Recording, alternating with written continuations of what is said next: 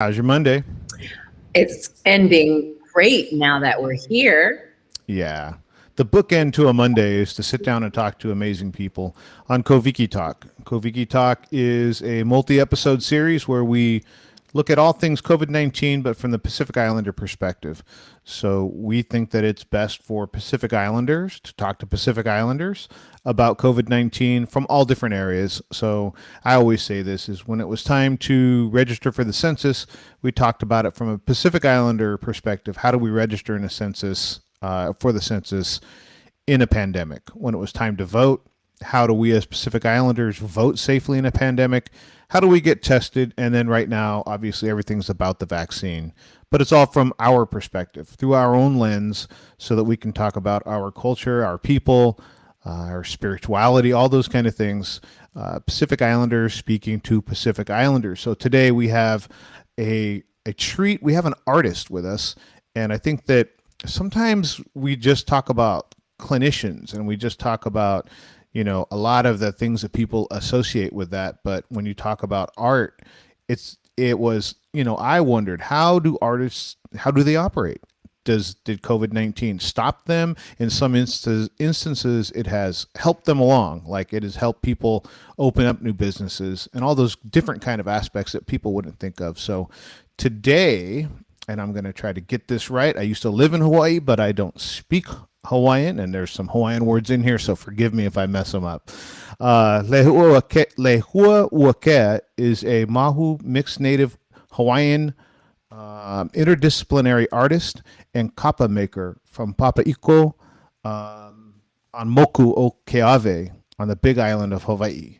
And that I think we had talked about is on the Kona side or the Hilo side. Is that correct? Yep.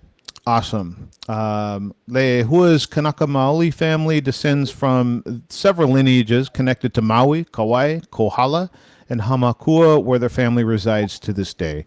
Their art serves as a means of exploring cultural and biological ecologies, spectrums of indigeneity, and environmental ecologies, with a particular focus on the labor-intensive making of ohe kapala, carved bamboo printing tools, kapa, bark cloth, and natural pigments.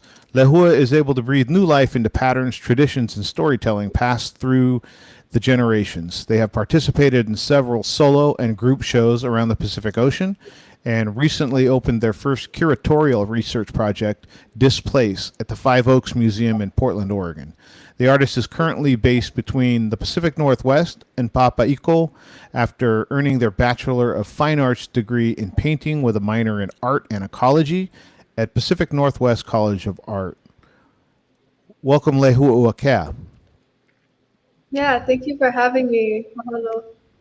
It's good to have you. And I think you're coming after all those different places that we talked. I think that you're actually in New Mexico. Is that right? Yeah, I'm on a artist residency for this summer. That's awesome. So I think actually let's start with an easy question. You've traveled. You've been a lot of different places. Paradise, the 808, is where you call home. But when you vacation, where do you go, or where would you like to go? And that's always, when I lived in Hawaii, it always people would ask, like, you live here, so where do you go when you vacation? Where do you like to go? I like to go home. Yeah. Yeah, that's my favorite place to be. My favorite place in the world is my grandparents' home.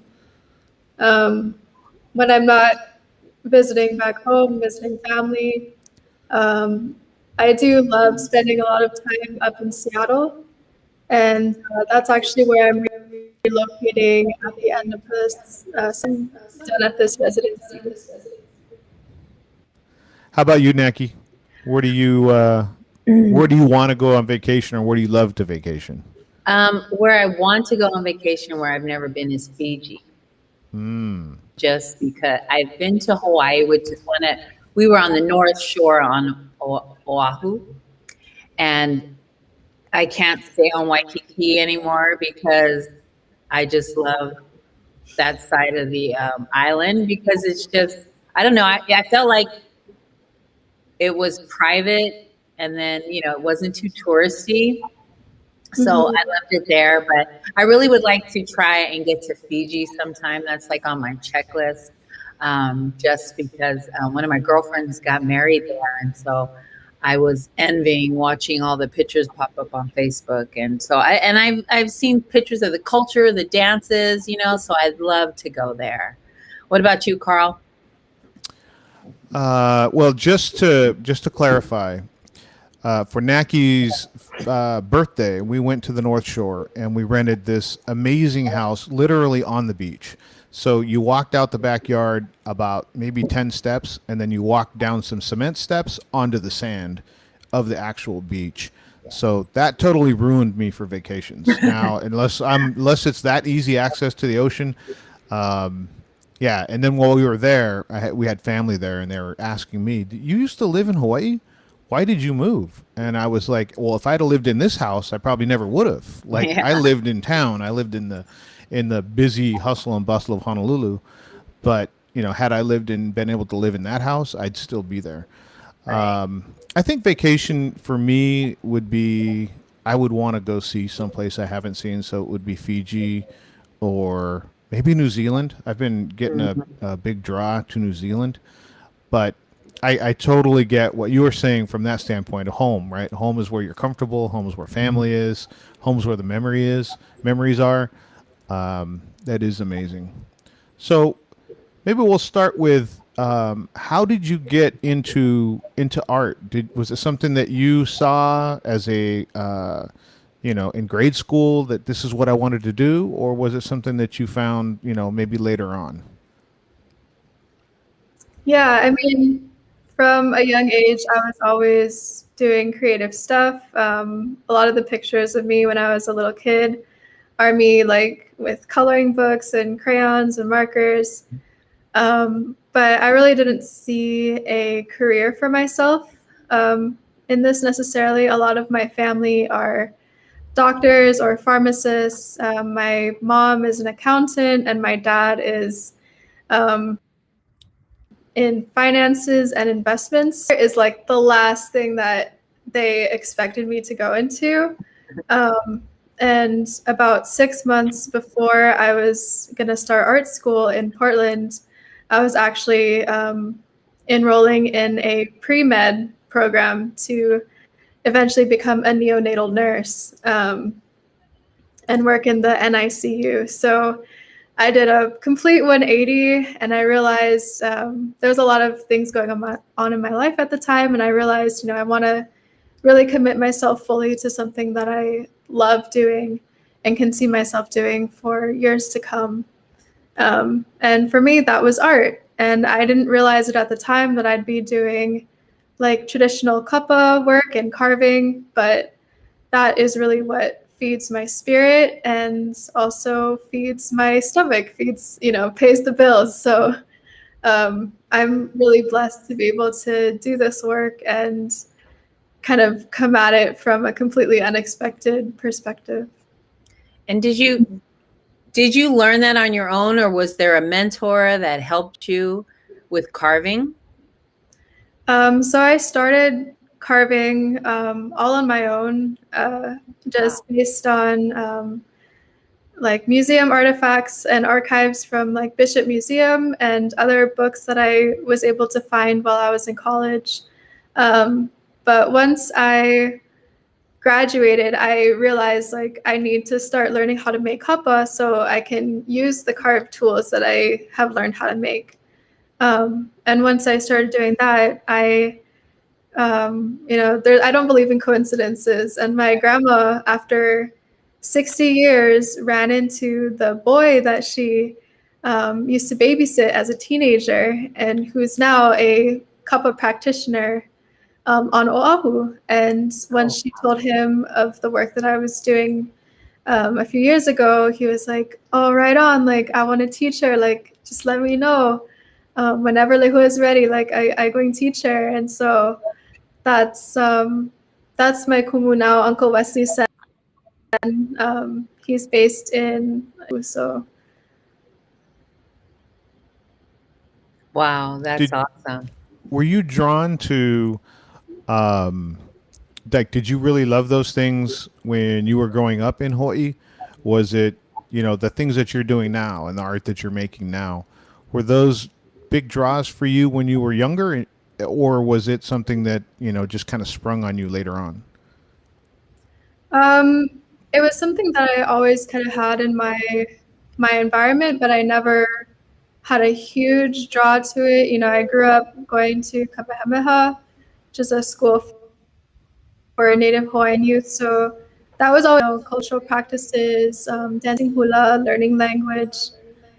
But it wasn't until I moved to Oregon from the islands that I felt something was missing. And I was trying to do my work in college and build an art practice, and I realized that there was a void for me, and something was really absent in my life and my work. Um, and then I started carving and doing more research into my roots, and it was like a whole floodgate opened up, and I realized like this is what was missing the whole time. So that's kind of how I ended up doing the work that I'm doing now, and I haven't looked back. So, maybe you could explain, if you're comfortable with it, the concept of CAM schools, of Kamehameha schools, because people not from Hawaii might not understand. Like when people say, "Oh, I went to Kamehameha," what does that mean, or what type of school is that? Because I don't know that Yeah. those exact things are that those happen or exist outside of Hawaii.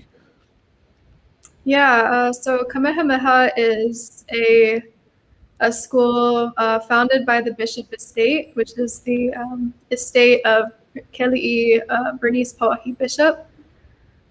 She was the last in the Kamehameha line. She was a princess. And part of her will was to create a school just for Native Hawaiian youth.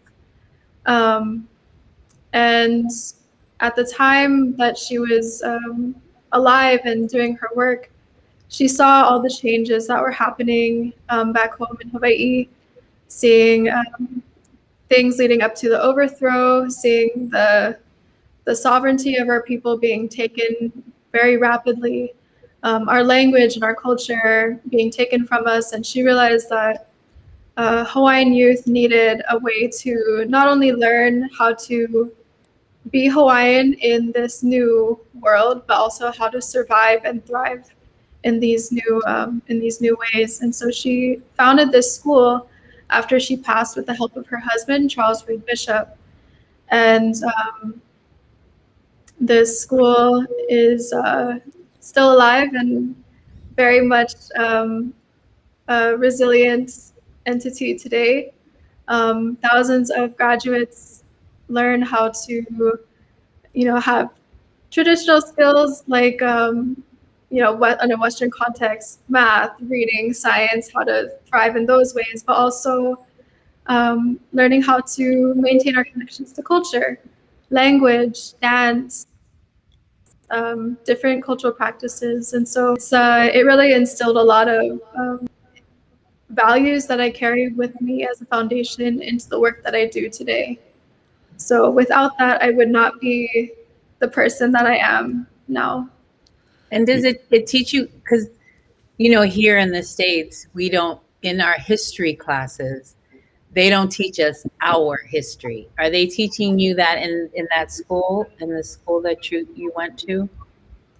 Yes, and I think even more so today for students who are going there now, they're even doing more and more work to really learn about our roots and our history, and really where we come from and how we can use that as tools as contemporary Hawaiians. Once I heard that you went to CAM schools, I was just, because one of the things that I love about Kamehameha schools is that if you went there, you know that story. Like anybody who went through CAM schools, you can ask them, talk about CAM schools and what it, for people that don't understand it. and they know that. Like, there's a fierce heritage for people, for students that went through that school, and the rate of people that come back to help the school, of alumni that come back to help, is astronomical. So I love that when anytime I ask somebody that question that went to the school, they just, they just know the history. They know the where the school came from and what it was made for. So thank you for sharing that. Yeah, I love that. I love it because, like I said, we learn someone else's history, right? And so here in California, my daughter just started going to a junior college where they're teaching Pacific Islander history and teaching her our history, our own Pacific Islander history about Tonga, Hawaii, Samoa. And I just love that we always say this all the time, that it's a great time to be a Pacific Islander is right now, because we're starting to see our faces more. We're artists, we're educators, we're, politicians, we're doctors. It's a great time to be a Pacific Islander, because I always say this, when I grew up, I didn't see anyone in leadership that looked like me, that had brown faces. I didn't see an artist that looked like me, didn't have brown faces. So I think it's an amazing thing that we're doing. I think the signal of Santa Fe may be a little There she a little is. light. There she is. But that's what I was saying. It's just I love that the kids get to see your face and know that there's a brown art, that I can be an artist too. Look at somebody that looks like me. So it's awesome what you're doing, and I'm so grateful to have you here. You talked about your grandparents being in Seattle because of the pandemic and everything. Has it been a minute since you've seen them, or have you seen them recently? It's been a while since I've seen them. I saw them just a couple months before the pandemic hit. Oh, wow. And they're on the Hilo side of the Big Island. So it's been a while since I've been able to go there. So how long are you going to be in New Mexico, or is that indefinite? About one more month. Awesome. For a month already, and the residency program is 2 months long. So it's a really good chunk of time for me to work on projects and have the space and the resources and the time to do that. Awesome. I think you had gone to Oregon for college. Is that right? Mm-hmm. So when I was in Hawaii, there was a whole bunch of local people that went to Linfield, Portland, University of Oregon, Portland State. Oregon State. There just seemed to be a draw for local people from the 808 going to Oregon. What was the draw that took you there? Was it art? Well, I was actually born in Portland, and Oregon is where my parents met at U of O when they were going to college. So that's, again, part of that diaspora of Hawaiians coming up into the Pacific Northwest. Right. And then so my parents, after about a year living in Oregon, they moved me to the Big Island to be with my grandparents, who I see as like my parents, and go to school there at Kamehameha. And then once I was a teenager, starting high school, we ended up moving back up to Oregon, where I stayed for college and the first few years after I graduated. So it's kind of like back and forth. What inspired you, or what is the reason why you started your scholarship program there? Mm-hmm. Yeah, just seeing how much COVID was affecting our people, our communities as Pacific Islanders here in the Pacific Northwest. We were one of the hardest hit in terms of cases.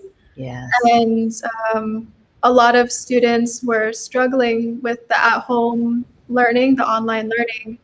And Pacific Islanders, again, were some of the kids who were having the most struggles with retreats in classes and things like that. And so this award program to encourage youth to keep up their goals, to maintain their commitments and their vision for their communities and their cultures, and not only encourage them, but support them financially, give them a little boost, to say like, hey, this is possible, like keep going, so that was the main, the driving force behind that vision. You said something that interests me. You had talked about the rates, the case rate and the mortality rate for Pacific Islanders was really high. Where did you get your information about COVID? Let's see, that seems so long ago now. I think I had heard that from my kumuhula out in a little bit outside of Portland. Mm-hmm. I'm part of Halau Kalei Hali'o Kolotilani, and my kumu is Lealoha Kaula. And she and the Oregon Hawaiian Civic Club, they really did a lot of work to raise awareness about COVID and how we can be healthy and safe during those times. And then part of that was also sharing information about how our communities in particular were being affected. That's something that Naki and I have said for a long time is nobody's going to save us but us.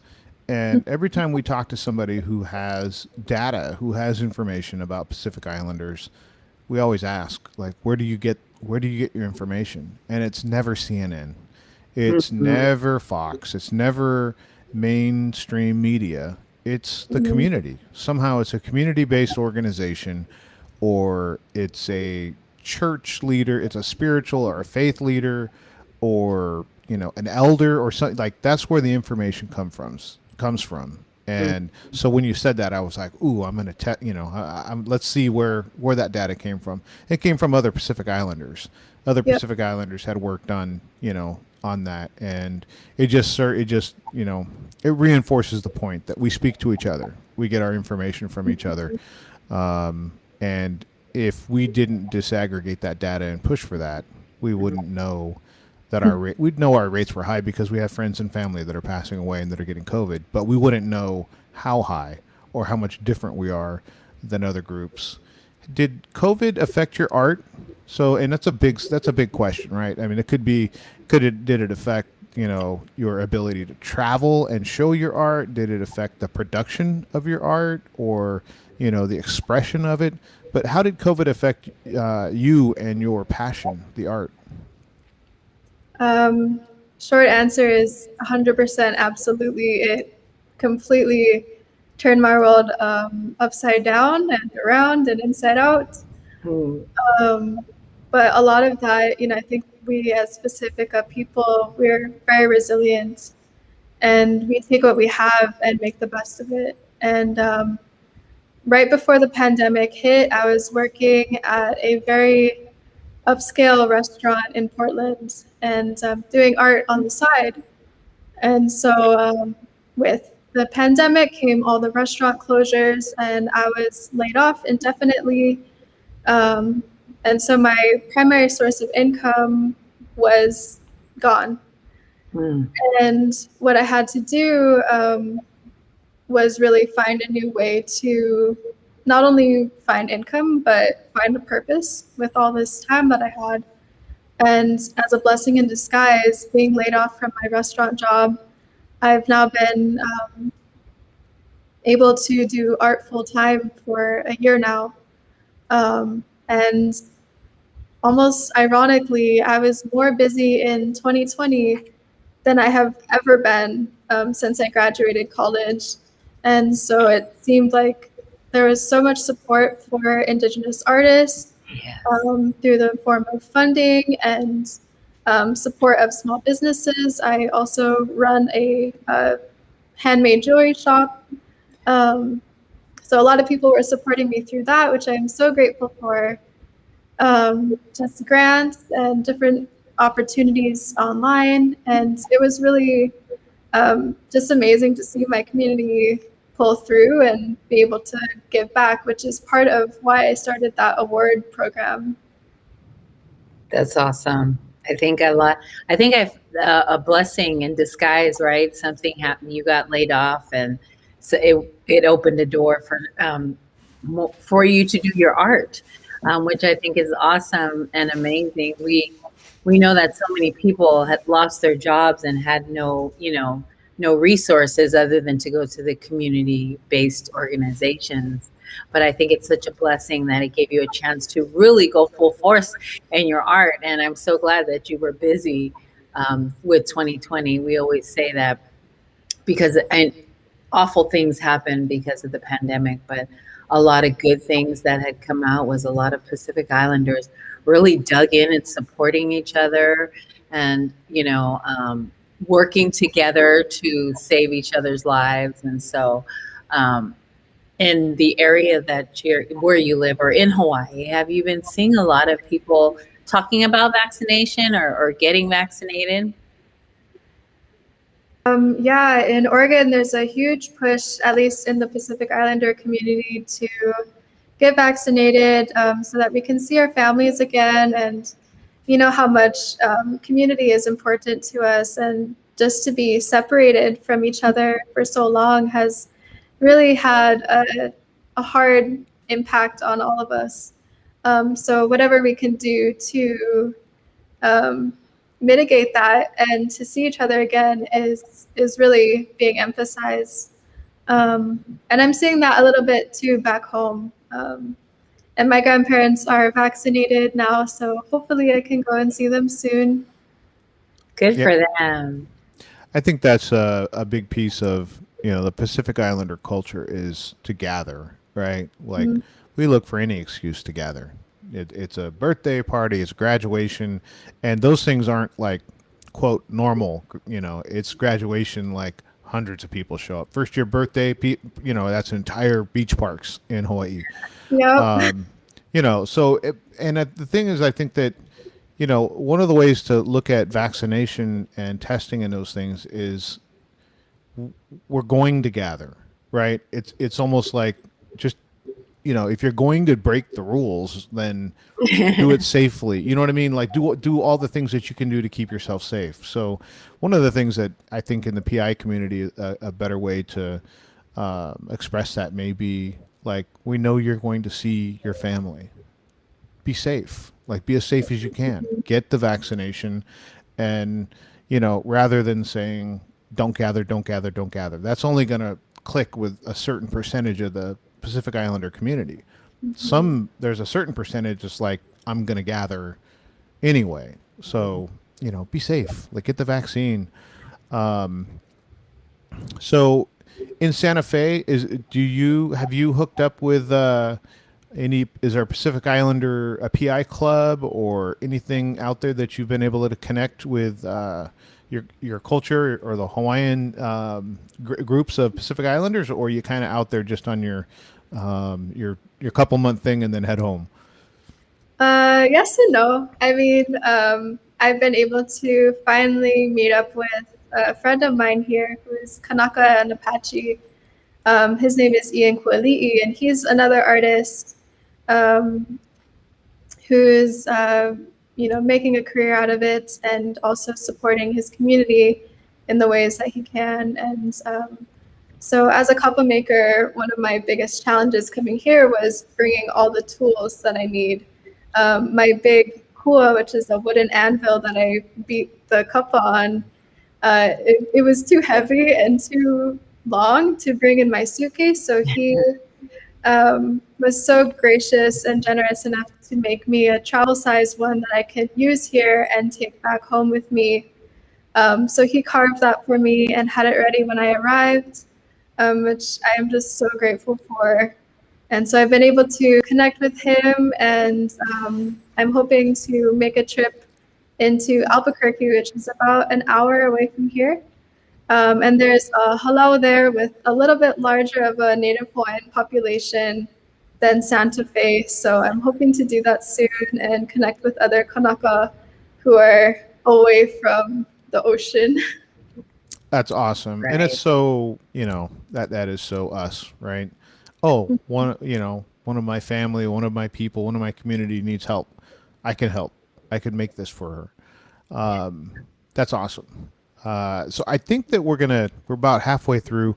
We're going to play a quick video about Kavika and the things that he does. And then maybe, because we're all going to be off screen, maybe you're able to put the information of your friend that helped you into the chat, and we can share, his group. Does he have a business? Any way we can help that person as well. It's about connections, and he helped you, so we want to help him. So if it's possible, Yeah, and there's information that you can get out, just put it into the chat while we watch Kavika, and then we'll be right back to talk about that. sounds good. Today, Kavika got his COVID-19 vaccine. That's because everyone 12 and older is now eligible for a vaccine. Kavika then found a vaccine location for his sister. His sister sent an appointment link to her best friend, who reminded her business partner, who then, well, you get the idea. And it all started today with Kavika. Tomorrow, it can start with you. It's time to let our friends and family know that vaccines prevent nearly 100% of hospitalizations and deaths from COVID. We can do this.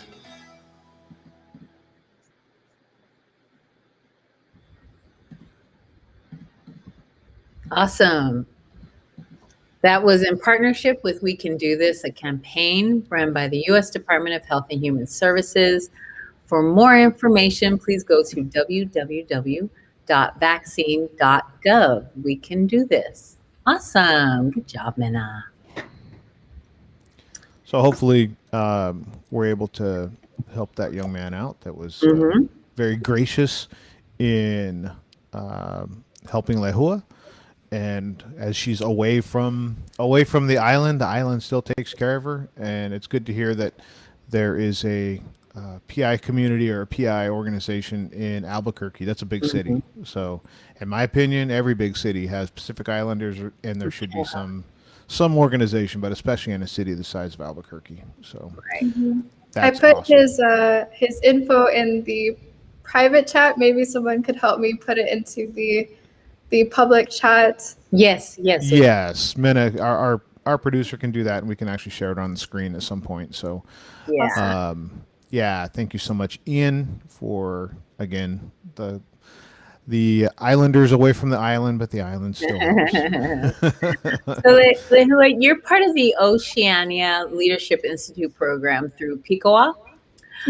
What motivated you to apply to that program, and then also tell us what that program is about? Yeah, so just a little bit about the program itself. It's done through the Pacific Islander Community Association of Washington. And it's a several month-long series of sessions and group seminars where different Pacific Islanders from all experiences, all ages and places are coming together to discuss ways that we can be better leaders and decolonize our approaches to that from a Pacific Islander standpoint. With so much happening in our communities nowadays, I think it's really important to learn how to be better advocates for each other and provide platforms for those of us in our communities who might not otherwise have access. So I think that's really one of the main reasons why I joined, especially starting projects like the Pacifica Action Awards. It was really important for me to understand how this project can be more equitable and accessible to not just Polynesians, like my own ancestry, but also Micronesians and Melanesians who are often not included as much in Pacifica conversations, which is a really important issue to address. So that's kind of the main reason why. And another reason was I was, as I looked to relocate myself to Seattle, I think it's really important for me to start building new connections in my to-be new home city.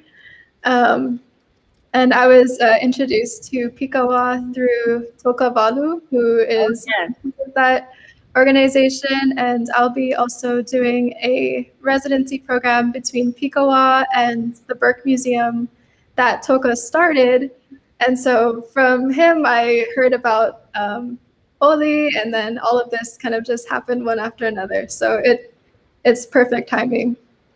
Yeah, to be honest, I didn't even know that you were part of Pikawa. But then as soon as I found out what region of the country that you're involved with, I immediately thought of Utopia, OPIC, Pikawa, and then, to know that you're involved with Joseph's organization, amazing people, attract amazing people. So it doesn't surprise me, but I did kind of, when you said Pikawa, I thought, of course, of course they're together. Yeah. And just more of the same, right? We're getting together to help lift our people. Is there any organizations that you're involved in, and this may seem silly because you're in Hawaii, at home, but there are big organizations like the Bishop Foundation, CAM Schools. There's large organizations like that, but are there community level, like art organizations that you're involved with back home? Not particularly. I have a lot of different connections, but in a formal sense, not really. I have many connections through Aupuni Space, which is a gallery in Kaka'ako.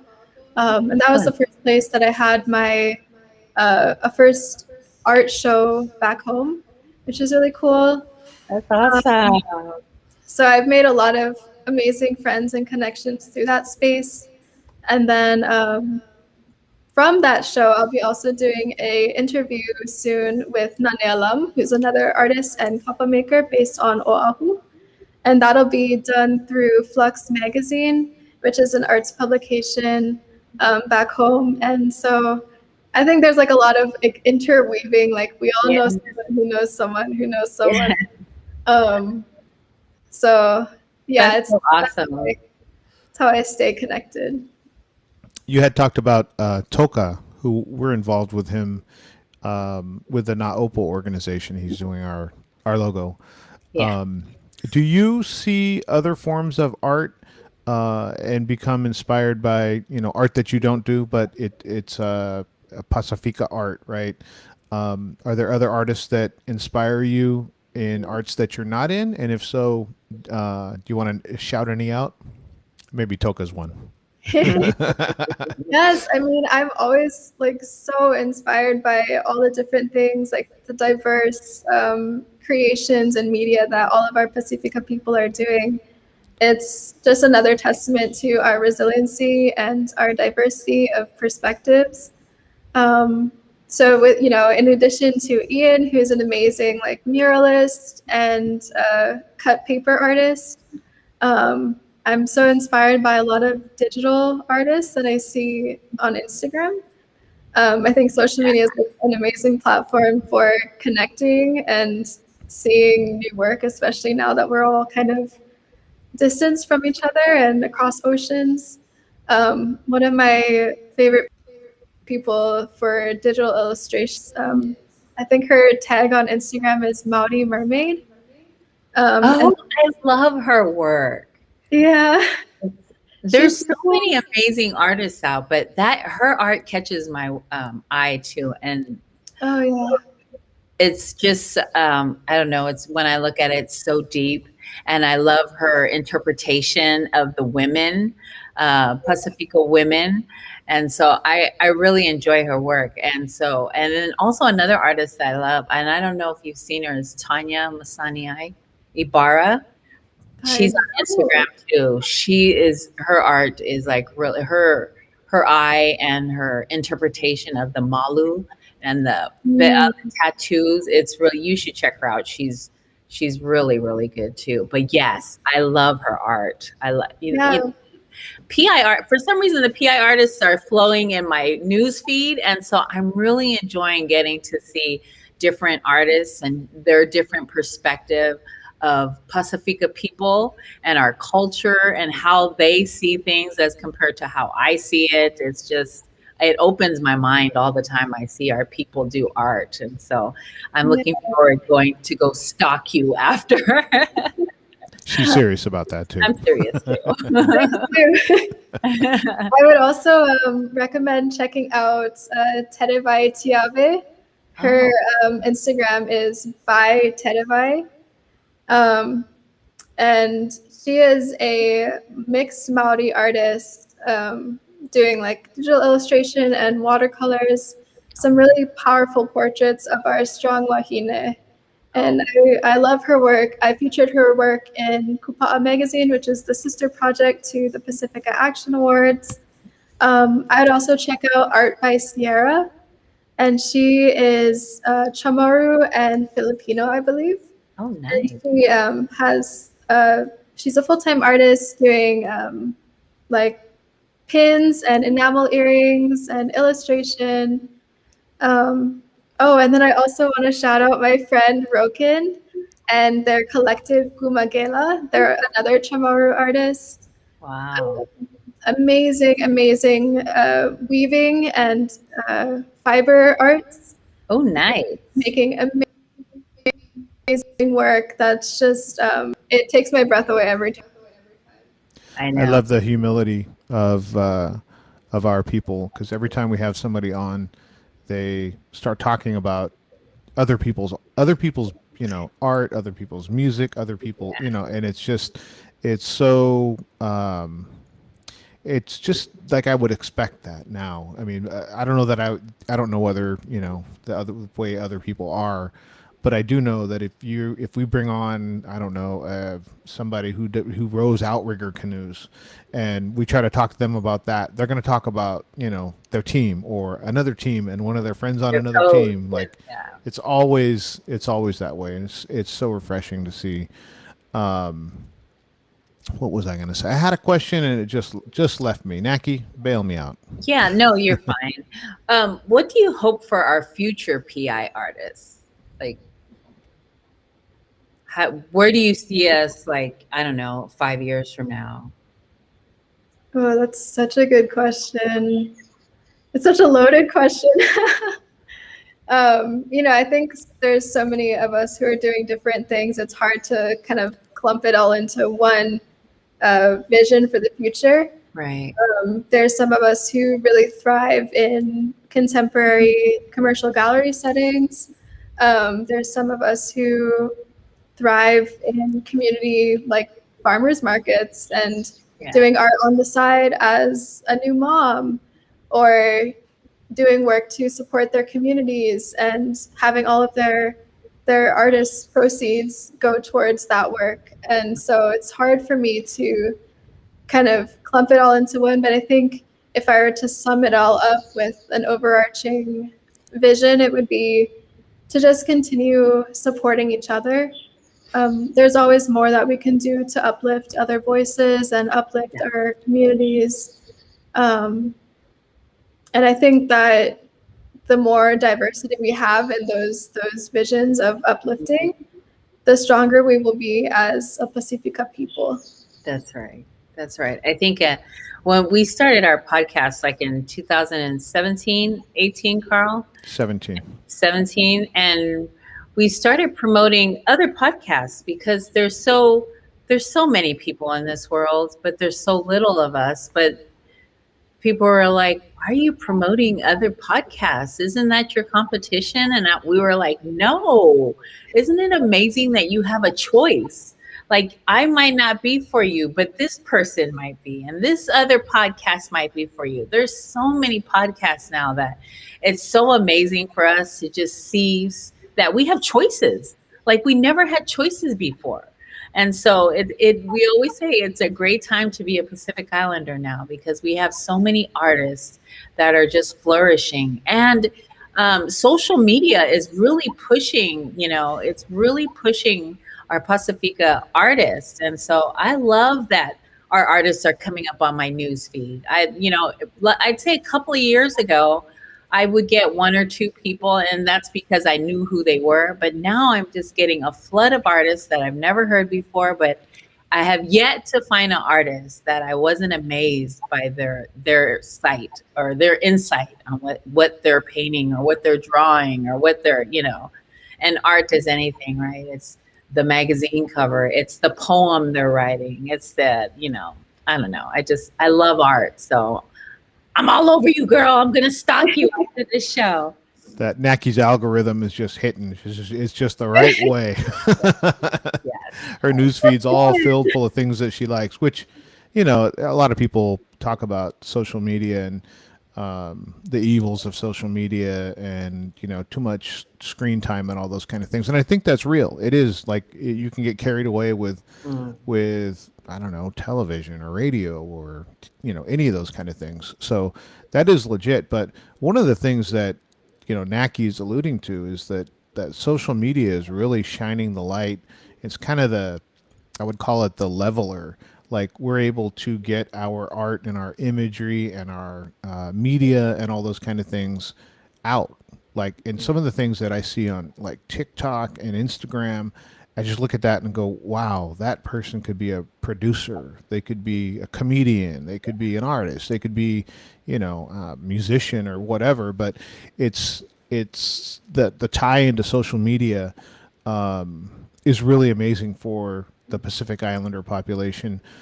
Has it helped you? Has the social media platforms has that helped your business? Oh yeah, 100%. It's been crazy to see how my platform's just kind of exponentially grown, especially over the pandemic. Yeah. So many of the opportunities that I have now and coming in, even from a meeting that I had just before this talk, has been because of people who have seen my work on Instagram. And it's so, it is like there's a silver lining between it, like the pros and cons of social media. But I think when used intentionally, it can be a really great tool for small businesses and artists to really get their work out there.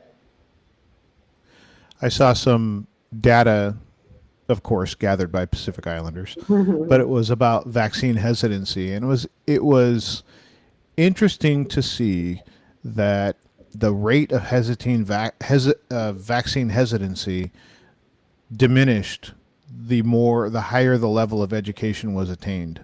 So from high school to junior college to graduate school, the hesitancy went down as the education rose, or the attained level of education rose, and then I think it was income. The higher the income strata went, the less the hesitancy was, and I think that when you look at those kind of things, it would be easy to get caught up in race or politics or any of those kind of things.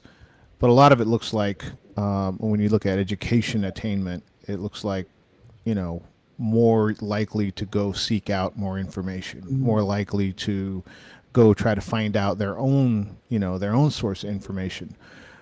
Not just COVID, but where do you get your information so that so you are well-rounded in the way that you approach the world? A lot of it, does come from different things that I see shared on Instagram. I think, especially for us young people, we see so much news and updates shared. And I don't just follow a lot of Pacifica creators, although that is a big chunk of it. I follow a lot of other Indigenous activists and artists and people in my community. So I have a lot of different perspectives kind of coming in, and a lot of things that I see shared on Facebook, even though I'm on that platform less. Yeah. From shared by my kumu, from my halau, that helps me to get a better understanding of what's going on in my community in Oregon, and just stay connected and up to date there. I think we said that earlier. That's how we get all our information. It's hard for people to understand. Like commercials, we'll watch it, but you're not going to tell me if I'm going to get vaccinated or if I'm going to get tested. I think we listen to our own people, and You know us, it's got to go through the coconut wire for it to be true. It's got to go through the coconut wire. Oh, you heard it? Okay, then it must be true. You know, Auntie said it, so it must be true. Mm-hmm. I love it. I love it. So you're headed to Washington. You're going to, can I ask you if you made those earrings or? Oh, I did not actually, but someone that I recently followed on Instagram did. And she's a Dene artist in Arizona. And I have, like, thank you, like they're turquoise and coral and like dentalium shells at the bottom. Oh my God. In love. I love those. You have to, your first day when you physically go into Picawa, you have to go see Joseph. Wear those earrings. Ooh, He and I always compete with Joseph has the best earrings. And I will have to go see. When we get into meetings together, if we know each other is going to be there, we try to wear the best earring for that day. But those are beautiful. Yes. Thank you. I got them in the mail. I just got them in the mail along with this new shirt of mine that says "Deoccupy Hawaii." Nice. Which is made by a girl on Oahu. Her company is called Lehuauakea. So I recommend checking her page out as well. They just launched these shirts, so happy to support. Truth be told, I saw those earrings and I thought, no way Naki's not gonna ask where you got them or who made them. And then it got so late in the show, I mean, hours flying by, but it got so late in the show that I actually thought, wow, we're going to get all the way through the show without her asking about her beautiful earrings. And then Naki, right in the middle of her thought, where'd those earrings come from? Yeah, no, that was the first thing I seen. I was just trying to be polite and carry the conversation. But I'm such an earrings person that I was like, I'm gonna ask. But yeah, they're beautiful. Thank you. Yeah, follow her on Instagram. Tangled Girl Co. is the tag. Okay, awesome. Naki scribbling that down. Co. I love it. They're beautiful. Oh my gosh, the time just flew by. And if people are interested and they want to find your art, where can they find you? You can go on Instagram. If you type in my name at the bottom of my screen here, you should find me. Otherwise, if it doesn't pop up, it's just my name in between 2 underscores on Instagram, or you can go to my website, and that's just my name, lehuauakea.com. That's awesome, and we will put that on the screen. So when this replays, there we go. That way when it replays, if people didn't write it down, there it is on the screen, and we can chat as well. But